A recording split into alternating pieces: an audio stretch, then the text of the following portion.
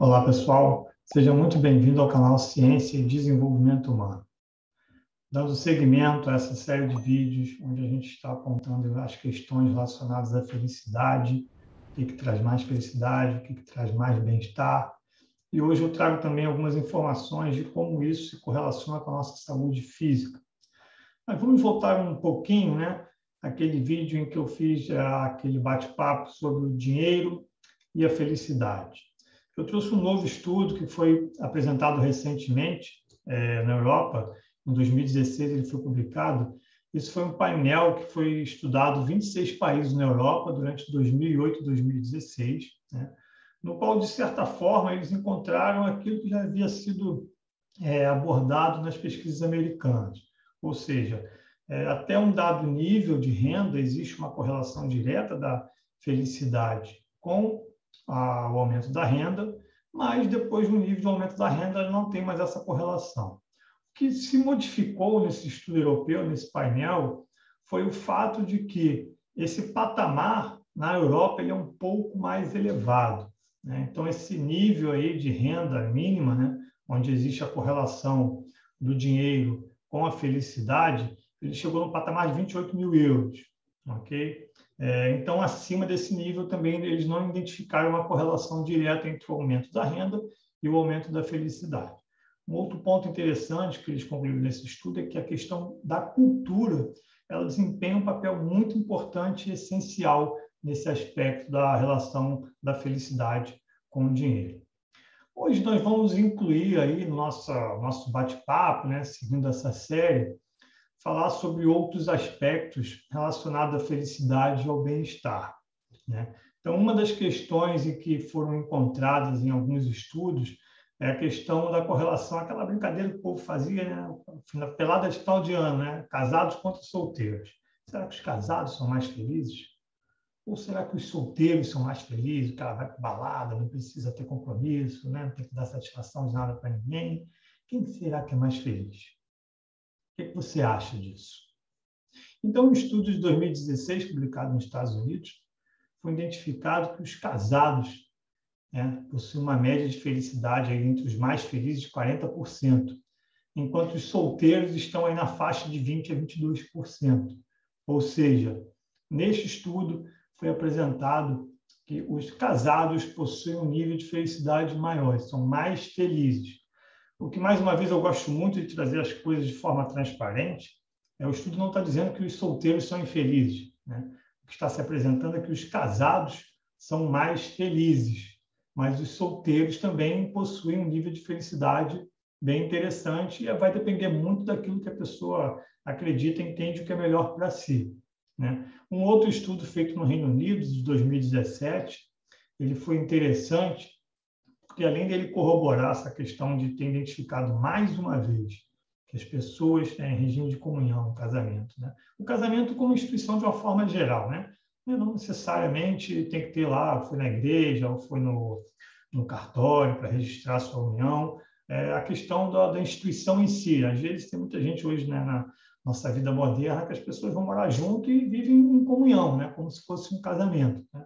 Então, o casamento em si é tido como uma metáfora aí nessa questão. Mas uma coisa interessante que foi adicionada por esse estudo europeu lá no Reino Unido é que quando o cônjuge, né, o seu parceiro, ele é o seu melhor amigo, o bem-estar ele quase dobra em termos quantitativos, né? Então, quando a gente tem no parceiro ou na parceira, né, o melhor amigo, acaba que esses níveis de felicidade ele praticamente dobram. Então, isso é bem interessante, porque isso vai puxar à tona aí depois um outro bate-papo no desfecho desse vídeo. Algumas pessoas me perguntam, né, entre outras coisas, mas e aí, o João? Então, legal, essa coisa, o casado é um pouco mais feliz que o solteiro. Agora, me diz uma coisa, homens e mulheres, né? Quem é mais feliz, o homem ou a mulher? Não existem estudos hoje, pelo menos os que eu tenha avaliado, estudado, onde se encontra uma relação significativa, tá? Uma diferença significativa entre homens e mulheres. Então, quando a gente avalia o espectro do gênero, né, homens e mulheres, a gente não tem uma diferença significativa para dizer quem é mais feliz e quem não é. Agora, uma coisa interessante, quando a gente está olhando essa variável demográfica, né, é que, em geral, as mulheres elas são mais vulneráveis à depressão e ansiedade, tá? Enquanto os homens eles são mais variáveis à conduta antissocial e transtornos relacionados ao abuso de álcool. Essa é uma coisa interessante, né? Então, para os desfechos negativos, existe sim aí vamos dizer, um caminho diferente, uma correlação diferente. Mas quando a gente busca avaliar a relação no que tange a felicidade e bem-estar, a gente não tem nada, uma relação assim significativa para dizer que alguém é mais feliz do que o outro, tá? Agora, para concluir esse tema, né, eu quero deixar esse vídeo um pouco mais enxuto, porque como está chegando o Dia dos Pais aí nesse domingo, em agosto, dia 8, eu vou deixar uma surpresinha aí para talvez fazer o Dia dos Seus Pais, o Dia de Pais aí um pouco mais especial. Então, o que vai acontecer? Existe um estudo que foi feito em Harvard, iniciou na década de 30, tá? Talvez esse seja o estudo mais longínquo aí, um estudo mais longo da história, né? Eles iniciaram isso aí com alguns estudantes de Harvard, né? E depois incluíram algumas pessoas de um bairro mais pobre de Boston. Então, eles começaram a estudar essas pessoas e começaram a fazer uma análise para identificar, né, o que de fato, né, faz com que as pessoas tenham mais felicidade, tenham uma vida mais saudável, vivam mais e melhor, né? Então, eles tinham alguns pressupostos iniciais, pressupostos esses que foram derrubados ao longo do estudo, né? Hoje, esse estudo já está aí na 4ª geração no que tange a direção do estudo. O diretor atual é o Robert Waldinger, então ele está coordenando esse estudo hoje, onde já está se estudando os descendentes dessas pessoas que foram inicialmente avaliados, né? É meio que um super Big Brother da vida real, onde se avaliava tudo na vida da pessoa, relacionamentos, dados médicos, trabalho, tudo, vícios, tudo que a pessoa fazia, eles foram acompanhando ao longo dessas décadas. E foi uma coisa muito interessante e rica. Ao final desse vídeo, lá na parte de descrição do vídeo, você vai ter lá o TED, em que o Robert Waldinger fala sobre esse estudo, os achados desse estudo, e tem também o link para a pesquisa lá que foi feita, uma entrevista na revista de Harvard, e aí vocês podem dar uma olhada também. Então, o que ficou como resultado de tudo isso, né? Aquela expectativa, será que era a fama, o dinheiro, a pessoa ser, né, uma celebridade, conseguir um cargo de diretor? O que será que foi isso, né? E o que se identificou, né, gerou uma surpresa para os pesquisadores muito grande, foi o seguinte: os relacionamentos próximos têm uma influência e um impacto muito maior e faz as pessoas se manterem felizes por toda a vida do que o dinheiro ou a fama. Eles identificaram que esses laços entre as pessoas as protegem dos descontentamentos da vida, inclusive ajudando a retardar o declínio mental e físico, né? E isso está muito acima até mesmo do aspecto de classe social, QI ou da parte genética, né? Pressupostos que eram considerados lá atrás, quando o estudo foi iniciado. Então, isso foi uma questão interessante. Uma coisa que eles identificaram é que as pessoas que se consideravam, ou se relatavam, se apresentavam como as mais satisfeitas em seus relacionamentos aos 50 anos, eram as pessoas mais saudáveis aos 80 anos. Olha que coisa interessante, né? E aí, o que ele identificou, né? As pessoas que têm, né, um viés, seguem um caminho de mais solidão, muitas vezes eram as pessoas que morriam mais cedo, né? Então, o que ele aponta também como uma conclusão do estudo é que a solidão, né, ela é tão poderosa quanto a depressão, o alcoolismo e o fumo, né? Então, há de se ter um certo cuidado, né, sobre esse isolamento. E uma outra coisa que ele gostou de apontar também, né, que as pessoas que descobriram, né, que tinham um forte apoio social, essas relações mais fortes, né, eles também apresentaram uma menor deterioração mental. Então, o declínio, né, decorrente da idade, aquelas coisas de esquecimento e tudo mais, ele era menos agressivo à medida que as pessoas envelheciam, quando essas pessoas efetivamente declaravam esse apoio social. E aí vem uma coisa interessante, né? Em cima disso tudo, a gente vive essa coisa da modernidade, da tecnologia, né? Não sei quantos seguidores, não sei quantos amigos no Facebook, eu tenho 10 mil amigos. Não é disso que o estudo fala. Nós estamos falando de conexões reais, de relacionamentos concretos. Né? Então, é isso que tem que ser enfatizado. Pô, João, mas nós estamos no meio da pandemia, a gente não pode visitar os amigos, a gente não pode não sei o quê. Tudo bem, hoje nós temos algumas restrições e elas devem ser respeitadas, né? Até para que possamos, aí, em respeito ao próximo, temos que cuidar dessa parte do isolamento, usar máscara, álcool em gel, né? Tomar as nossas doses da vacina, ou para quem tomou a dose única. Eu, no meu caso, tive a sorte de tomar a dose única, foi da Janssen, né? Mas a maioria das pessoas está pegando aí a parte de ter que tomar 2 vacinas, a minha esposa está nesse barco também, né? Então a gente está tendo que fazer a nossa parte. Então, alguns aspectos dessas relações hoje, né, eles estão meio que limitados. Isso não quer dizer que essa conexão real não exista. Eu tenho, por exemplo, um caso de amizade muito forte de um colega, praticamente para mim um irmão, né, que já vivia muitos anos em Portugal, e toda vez que a gente se conecta online, é como se a gente estivesse conversando lado a lado, como se ele nunca tivesse saído do Brasil, porque a nossa conexão já era forte. Então, assim, essa questão desse, vamos supor, isolamento momentâneo, ela não vai afetar tanto assim a esse aspecto, né? Talvez afete um pouco mais no âmbito de criarmos novas relações, novos laços, e aí talvez fique um pouco mais difícil e complexo. Mas para aquelas relações que já existem, vamos trabalhar isso. Isso é importante. Vamos efetivamente revitalizar essas conexões de forma real, fazer contato, manter uma relação, uma conexão, não é aquela coisa de pegar todos os seus grupos do WhatsApp e mandar bom dia para todo mundo. Isso não é se conectar. Se conectar é perguntar para a pessoa como é que ela está, como é que está seu filho, como é que está sua filha, e aí, cara, aquela viagem, como é que foi, aquele trabalho que você tinha, aquele projeto para concluir, você conseguiu? É efetivamente se preocupar com as pessoas, com os seus amigos.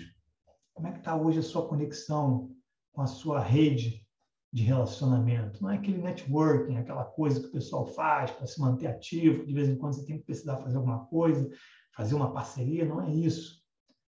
São as suas conexões mais próximas, aquelas pessoas que fazem parte da sua vida. Qual foi a última vez que você ligou com um grande amigo, ou fez um bate-papo, ainda que seja pelo WhatsApp, mas efetivamente uma conversa verdadeira, para saber como é que ele está, como é que estão as coisas. Então, pensem e reflitam sobre isso, porque isso tem tudo a ver com esse presente que eu venho trazer para vocês no Dia dos Pais. Eu vou estar passando para vocês uma intervenção que é da psicologia positiva, que é a carta de gratidão, ou visita de gratidão, como algumas pessoas também chamam.